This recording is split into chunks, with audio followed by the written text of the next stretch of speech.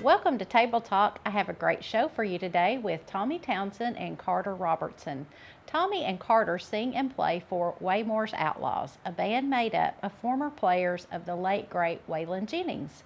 Waylon is certainly my favorite of the Outlaws as he changed the 70s sound of country music and undoubtedly influenced today's country music chart toppers. Welcome to the show, Tommy and Carter. So, Tommy, tell me how you got your start in the music business. Oh, well, let's see. I was 5 years old, I guess, and my dad played music and everything, and so I started playing drums in a little square dance band with him and with my dad and cousins and stuff. So yeah, that's how it all began. And then later on, started playing guitar and singing and writing songs and all that stuff. So yeah, Did it's all. you always know that you wanted to make is this your primary career or is this kind of your hobby It is. career? Well, no, well, it's funny. I've got two careers. I've got this, and then we own a distillery down in North Georgia, where I'm from. That we distill my grandfather's not almost 100-year-old recipes. But yeah, so I really don't know which one's the hobby now. But yeah, I've made my living, doing music and stuff. So, um, but it's been a lot of fun. So tell me, I guess, what it was like meeting Waylon, your first meeting. You told me you were 14 years old when you met him. What was that Yeah, like? I was 14 years old, and my mom and dad, they were big fans of country music, and we always went to this place called Lanierland, which is kind of down at Lake Lanier toward Gainesville, and it's like a Bill outdoor amphitheater type thing. And so I remember, I mean, seeing like Conway Twitty and Laura Lynn and Oak Ridge Boys and all that. Well, went to see Waylon, and I had gotten into his music for some reason, and so Hell's Angels was doing security for him at that time, a couple of Hell's Angels, and my parents got to talking to him, and they said, "Well, so Waylon loves kids, so bring him down here after the show, and we'll take him back there to meet Waylon." So that's how it all got started.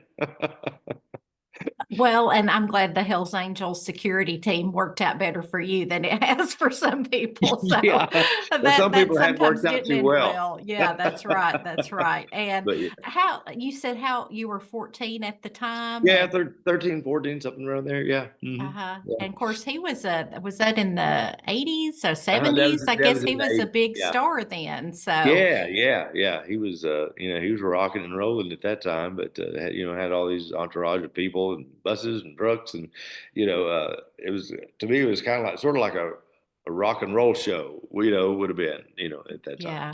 What was it like having Wayland as a friend and a mentor over the years?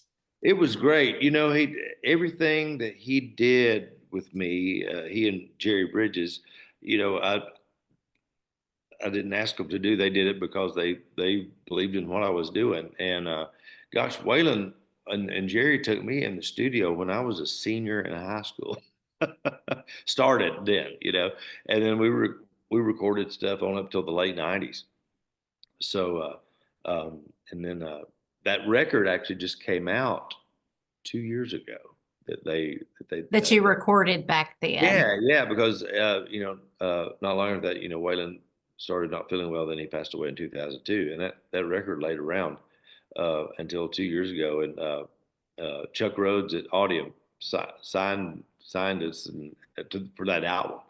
So it's out now. It's called Southern Man, and gosh, there was so many great songs on that. I didn't write any because at that time I wasn't really writing, and how could you write better than Dean Dillon or Roger Murrah or anything like that? So and all those guys were coming in and hanging out in the studio too, you know. So And was that in Nashville? Yeah, yeah. It was down on Music Row. Yeah, down there. Okay. And I mean, I'm sure at 17, that was a monumental experience to get to hang out with those people and actually record and have them believe in you. Yeah, exactly. And people would say, were you nervous? And I'm like, well, I think I was probably too young to be nervous at Mhm. that point, you know. But yeah, it was one of the greatest greatest experiences in the world. You know that I always said I started at the top and worked my way down. Well, at that point, he had Waylon, and I'm sure all those people had years of experience, and they Yeah, probably, were just the ultimate in mentors, I would think. Tell yeah, me about, I guess, each of Waymore's Outlaws, which is the group the Waylon tribute band that you play with yeah. now. Well, it's all the people that played. I mean, with Waylon, it's kind of. I mean, I guess it would be a tribute band, but it's just a tribute to him from those. I mean, everybody that was there with him. Hmm. Um, Right. like Jerry Bridges played bass with him for 23 years and was his band leader, and then produced some of the records in the 80s that Waylon did. And then there's Barney uh, Robertson, keyboard player, and Carter, his wife. They started with him back in, gosh, probably 74, 75. Um, um, around the time the Are You Ready for the Country record came out. And then Fred Newell, the steel guitar player, he played on and off with him, on like the Outlaw tour Hmm. with Willie and Jesse and Tom Paul, and played guitar, and then played on some of his records, and then played on the road with him for a stint in the '90s. And then Jeff Hale, which the drummer played, started with Waylon in the probably early '80s, mid '80s, and was there for 15 years when Richie Albright wasn't there at Hmm. that time. So and all of those guys, gosh, they're just great players. It is just so smooth and so easy to play with. But yeah, it's kind of like a tribute band, but it's this It's run for the Wayland thing is like, I mean, it shows all of us there, or whatever. And I've always said in interviews, it's kind of the show we do with that. It's kind of like a live documentary because Waylon narrates the show, and then we tell stories, and then it shows him on camera because we use big screens in theaters and stuff like that. And I'm a big fan of the show every time we do it, and it weaves away. It's a 90-minute show with all of his hits and stuff like that. So it's so fun to do.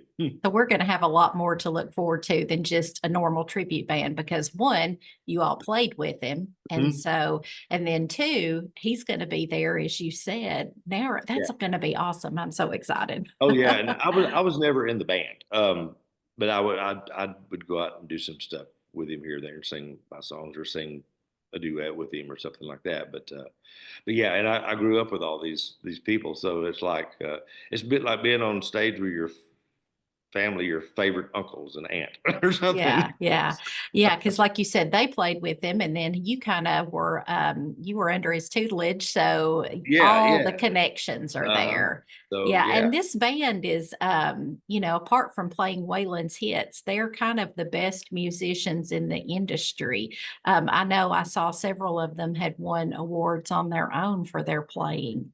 yeah, yeah. Barney's won Grammys, and Carter, gosh, she's sang with pop artists and all kinds of artists besides country, and Jerry Bridges, he was one of the most Shoals guys, and of course Fred Newell has played on everybody's record in country music in the '70s and '80s, from George Strait to Hank Williams Jr. to whoever. And Jeff Hales, he worked with Tony Joe White for a long time, and he's played on Mark Knopfler's records and Eric Clapton's records, and so besides the Waylon thing, they all have done great.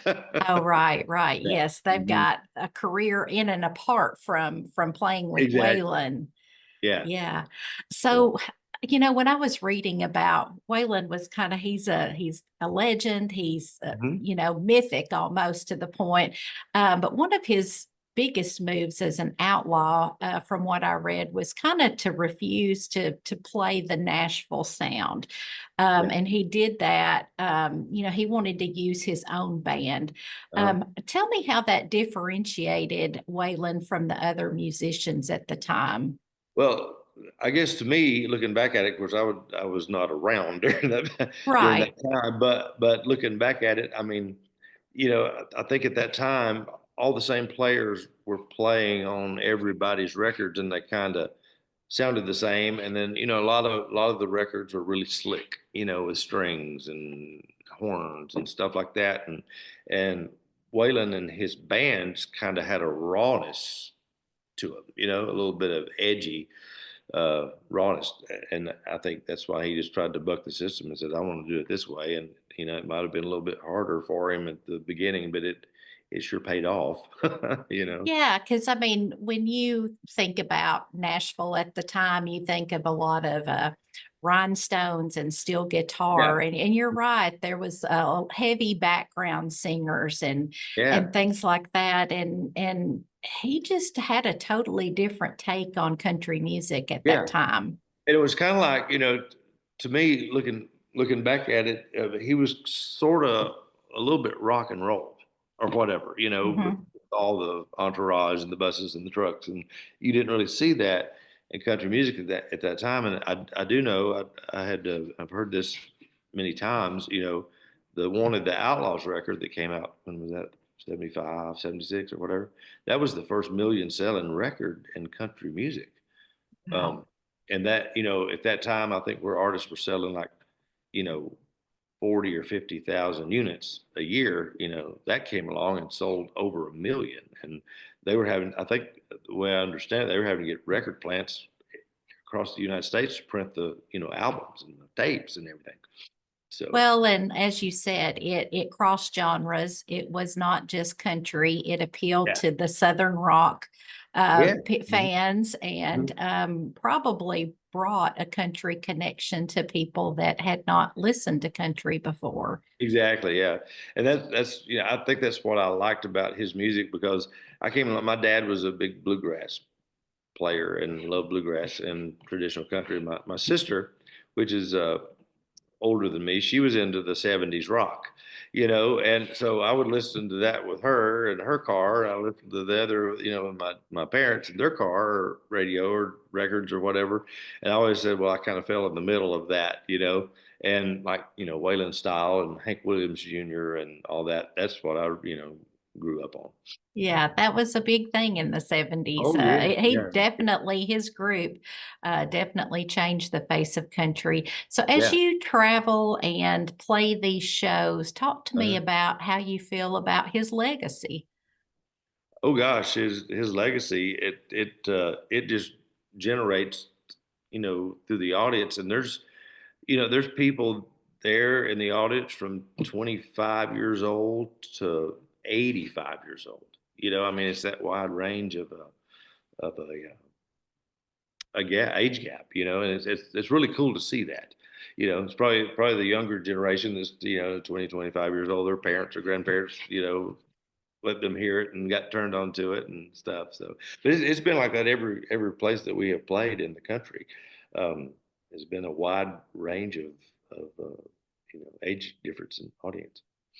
Well, and I know since you were, friends with Waylon and had, been around him when you were younger, you've got Mhm. to have a great Waylon story. What's your favorite Waylon? And I know this is like a Yeah. GPG show, so you've Yeah, got to well, it might probably have edit that a little this bit. might have an S word in it, but it's so funny. If you have to bleep it out, that's fine. But yeah, we were doing a thing one night, and the guitar tech said, "Waylon's not going to call you out until probably, I don't know, halfway, maybe toward the end of his show." And he said, "Do you want me to put some new strings on your guitar?" And I said, "Yeah, that'd be great." So I think he had about three strings on my guitar. It was about 4 or 5 songs into the Waylon show, and Waylon calls me out to sing, and so David, the guitar tech, he just said, just use one of Waylon's guitars right there."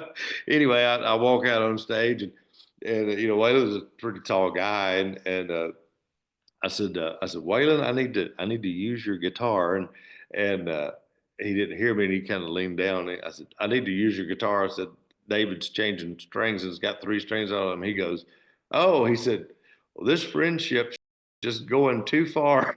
Then he took his guitar off and he gave it to me and said, here you go, Hoss, have fun. That was one of my favorite stories. Yeah, yeah, because that's a big deal to loan Yeah, somebody your guitar, especially and that guitar. I know it seems like musicians have their favorite, and that's their baby that they guard Yeah, with their yeah. life pretty much. Hmm. Exactly. As I mentioned, Waylon's influence on today's country hit makers. Mhm. Speak to that, I guess. You hear I don't know, country music just has really seems like the outlaw spirit is alive and well. It is. I think to some of these younger singers that want to be an outlaw or whatever, I think they do it a little bit to the extreme because it wasn't the outlaw, Waylon and Willie and all those guys. It wasn't that they were mean, Right. it was just it was just the music that they did and the music they believed in, and that made them outlaws, And I think today sometimes, when you see these artists, getting on stage and say, "Well, I'm an outlaw. I'm an outlaw." You're not an outlaw if you have to say you're an outlaw. An outlaw is a lifestyle, to me, Yeah. and cussing and that, is just not. That's What? not what Waylon was going No, for. he, I he guess it didn't. was bucking the system is Yeah, what his version of that outlaw was it. was. Yeah, but yeah, I've heard people, heard the artists, oh, I'm an outlaw or whatever it is. But if you no, you're not. If you have to say you are, then you're not. Yeah, yeah. I mean, Well, we call our stuff outlaw country, but that's it's kind of different. And. yeah, yeah. And there's many artists right now that are more rough and tumble, I guess. They're not Mhm. your typical, they kind of walk the line between rock and country. So I know that those influences came Oh from yeah. your Waylon Jennings and those and Chris Christopherson and all of those. It seems like you can just feel it when the newer generation when they sing. Uh-huh. Yeah, and I heard a story the other day about an artist. But he was going to be kind of like Waylon, and somewhere along the way, his producer uh, said you're acting more like David Allan Coe than Waylon Jennings. My husband speaks a lot about David Allan Coe, and Yeah. he was on another level himself, Oh wasn't he? yeah, I loved his music. He's a great writer. But yeah, Uh-huh. he was on way another level. Yeah. Well, let's talk about the details of the show. I have Mhm. my tickets. It looks like it is March 1st at the Park Theater, and there's Carter There's joining Carter. us. Hey, Thanks. Carter, thank you so much. We'll just start all over again. I guess we were kind of talking about the details of the show, but since you've been able to join us, just speak to us too. Carter was a long time, as Tommy mentioned. Sang with the Wailers. And so talk to me, I guess, about traveling with Waylon and all of those wonderful memories that you have. Um, I joined up with the first time I met Waylon was around 1975 when I was working with Jessie Coulter.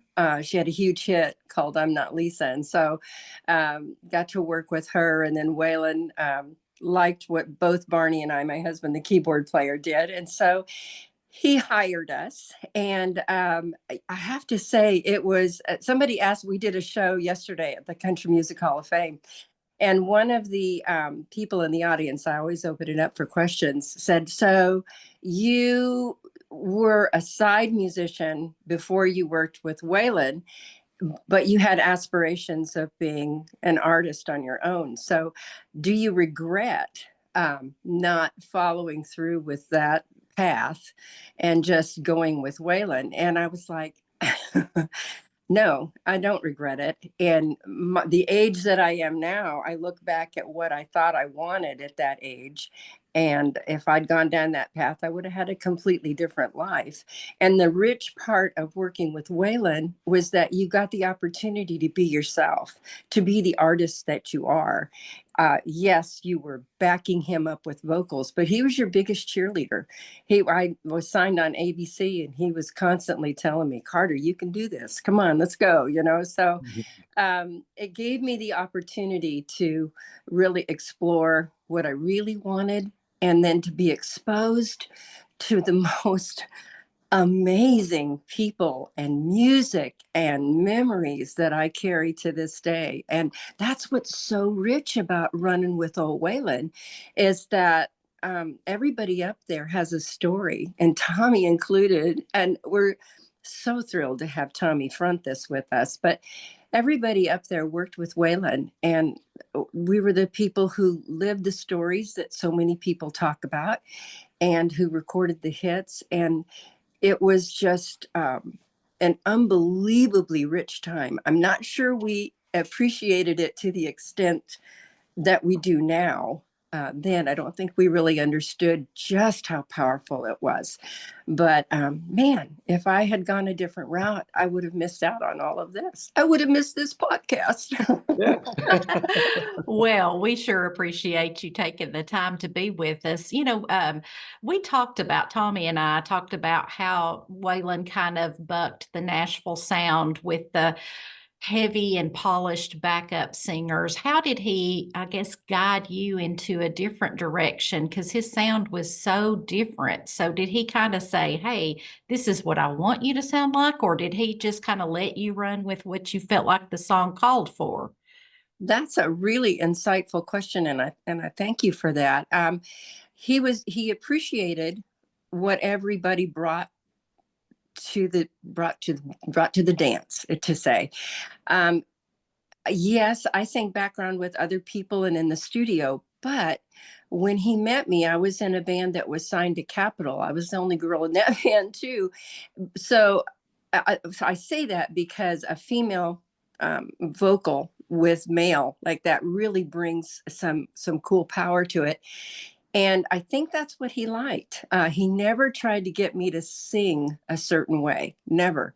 He always just said, Carter, go do your thing. And so at first I was timid and nervous about it, but he and the rest of the band, my brothers, encouraged me to be all I could be. And that was the cool part. One of the many great things about Waylon and being with that band is that we were each other's cheerleader. We really were. We'd come off stage and go on the bus and listen to the little cassette tape from that show that night. And we'd all sit around and be going, man, you did a great job. I like that lick, or something. So long answer to a short question. No, he never tried to guide me or get a certain sound out of me. He just asked me to be me. And I'm grateful. Well, you mentioned the power of putting a female vocal with a male vocal. I think today we hear that so strongly with like Chris Stapleton and his wife. To me, they complement each other, and she's a big part of his success is because their voices blending together. Tell me about your favorite Waylon story, something that he may have done for you, or just a funny thing that happened while you were on the road with him, Carter. Oh gosh. Okay, let me see if I can pull one out. I'm trying to think of a story I can actually tell. We're going to have to bleep Tommy's. I said it is a PG show. Yeah.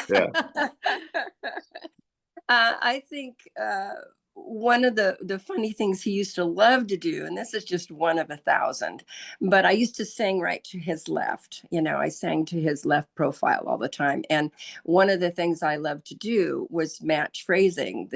Gordon Payne, who was a whaler, used to say, Carter will sing like, she's a fly on, because I could just follow somebody's phrasing. And that's why I loved working with both Waylon and Jesse, because they had very interesting phrasing. And so he would do this thing where I would anticipate what he was going to do, and I could just sometimes just really feel it. And he would love he loved to throw people out there and make you do what you can do, kind of surprise you. But this was sort of mischievous. He would be getting ready to be the part where I was supposed to sing, and it would be like at the top of my range, really belting. So I'd be gearing up for it, and he'd step up to the mic, which is when I was supposed to sing it, and I would belt it out there, and he wouldn't sing. So for Kind some of reason, give he you the thought that whole was spotlight. yeah, he thought that was really funny. I guess after a while you were kind of ready to take your spot in the spotlight whenever you would come on. Yeah, that's right. Own it, right? Yes. Well, I appreciate both of you being with us on Table Talk. This is such an honor. Yeah, And thanks let's for talk having us. about the show. Do you all have the details or you need me to give those? What you got, Tommy? Well, I know it's at the Park Theater in McMinnville, Yeah. It March 1st. is March 1st. I'm sure you guys have lots of dates. So it's March 1st. You can go to the Park Theater's website to get your tickets. Looks like they're around $25 a piece, which is a very reasonable show. As you said, the exciting thing is Waylon is a part of the show. So we're going to hear his voice. You all, I'm sure, are going to tell wonderful stories about him. Yes, and I have to say, this is one of my most favorite things to do. This particular group of people, their family, and to be able to get up there and have these memories that we can share with the folks in the audience. It really is. It's not just keeping Waylon's music alive. It's keeping his legacy and music itself alive. And we just saw February 23rd come and go, which was, I'm not 23rd, but the 13th come and go. And that was the anniversary of his leaving us. And I think I'm excited about this show in McMinnville because I just really want to honor him. And I feel like every time we get up there on that stage and we tell the stories and we sing the songs, it's a beautiful way for people who actually lived it to be able to share it with other people and, perhaps give them just the most amazing night ever. And we're all fans of the show too. Yeah. Yeah, well, I'm sure you all will love playing at the park. It's a beautiful venue, historic. We'll have your name and lights and everything, all the special things that you enjoy. So, Tommy and Carter, both part of the show Runnin with Ol Waylon and Waymore's Outlaws, and we thank you both for being a part of Table Talk. Thank you Thanks so for much. having us. Yes, you too. Everybody stay safe and warm out there. Yeah. Thank you for joining us today. We hope you enjoyed the show. Come back again next week for more Table Talk.